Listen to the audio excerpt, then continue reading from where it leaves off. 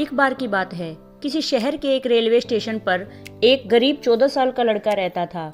उसी स्टेशन पर वह लड़का भीख मांगकर अपना जीवन बसर करता था। एक बार उस गरीब लड़के ने एक अमीर व्यक्ति को स्टेशन से गुजरते देखा, तो उसने अपने हाथ आगे बढ़ाकर उस व्यक्ति से भीख मांगी। लेकिन वह अमीर व्यक्ति उस भिखारी की तरफ देखकर मुस्कुराया और बोला कि बदले में तुम मुझे क्या दोगे।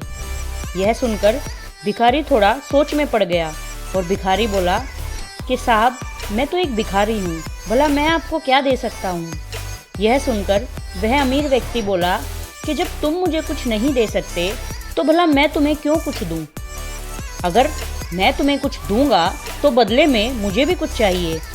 यह कहकर वह व्यक्ति आगे निकल गया।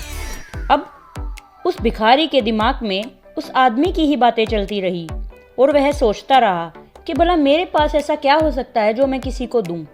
शायद इसीलिए कोई मुझे भीख नहीं देता, क्योंकि मेरे पास उन लोगों को देने के लिए कुछ भी नहीं है।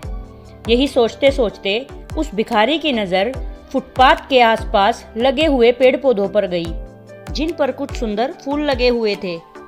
उस भिखारी के मन में विचार आया कि क्यों ना मैं ये फूल देकर लोगों से भीख लूं।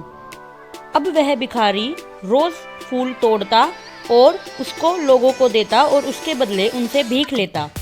फिर एक दिन वही अमीर व्यक्ति उसको दोबारा से मिला, तो वह उस व्यक्ति से बोला कि साहब देखिए, आज मेरे पास फूल हैं आपको देने के लिए, तो आप मेरे से ये फूल ले लीजिए और बदले में मुझे भीख दे दीजिए।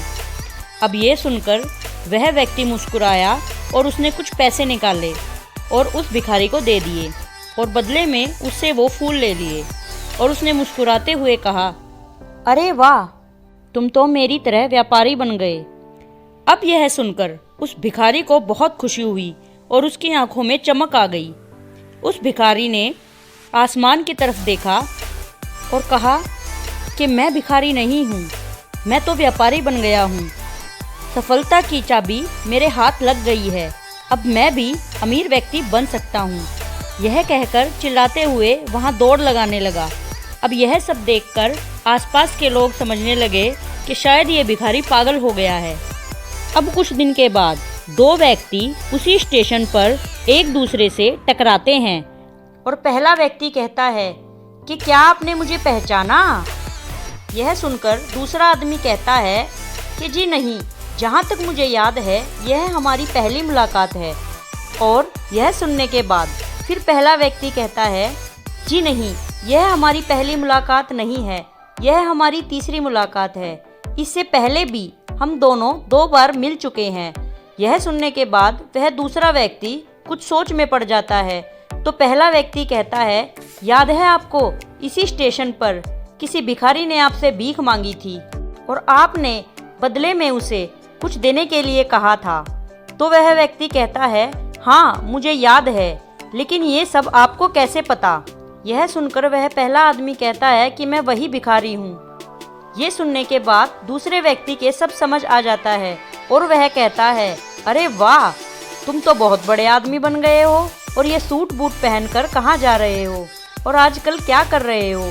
यह सुनने के बाद पहला व्यक्ति कहता है कि जब से मैं आपसे मिला हूँ, आपने और आपकी बातों ने मेरी सोच को बदल दिया है और उस सोच से ही मेरी ज़िंदगी बदल गई है। जब पहली बार आपसे मेरी मुलाकात हुई थी तो आपने मुझे ये प्रकृति नियम समझाया कि जब भी हम किसी से कुछ लेते हैं तो बदले में हमें कुछ देना पड़ता है।